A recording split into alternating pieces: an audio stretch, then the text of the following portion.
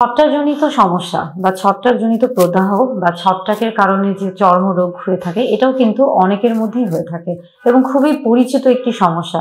বর্তমানে আমরা কম বেশি সবাই জানি যে যাদের ছত্রাক জাতীয় জীবাণু দ্বারা যারা আক্রান্ত হয়ে থাকেন বা যাদের হয়ে থাকে তারা কিন্তু বেশ ভুগে থাকেন। কেননা ছত্রাক জাতীয় জীবাণুর যে সংক্রমণটা এর কারণে কিন্তু যে রোগটাতে আপনি ভুগছেন সেটার চিকিৎসাটা কিছুটা সময় সাপেক্ষ এবং অনেকেই কিন্তু ধৈর্য ধরে চিকিৎসা সেবা নিতে চান না বা গ্রহণ করতে চান না। আবার অনেকে চিকিৎসা সেবা গ্রহণ করলেও সেটা কিন্তু সেই যে সময়টা আমরা বলে থাকি যে একটা যে হচ্ছে কোর্স শেষ করা বা কোর্স কমপ্লিট করা সেটা কিন্তু করতে চান না।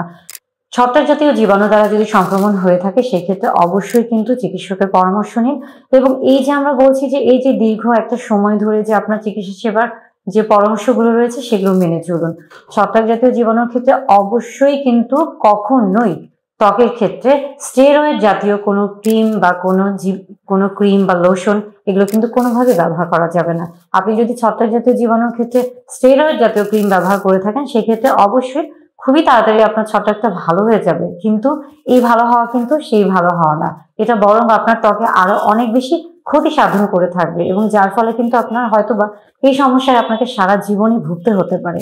তাই ছত্রাক জাতীয় জীবাণু সংক্রমণের ক্ষেত্রে অবশ্যই চিকিৎসকের পরামর্শ নেবেন এবং কখনোই স্টেরয়েড জাতীয় ক্রিম ব্যবহার করা যাবে না বা স্টেরয়েড জাতীয় যে প্রসাধনগুলো আছে সেগুলো ব্যবহার করা থেকে বিরত থাকুন।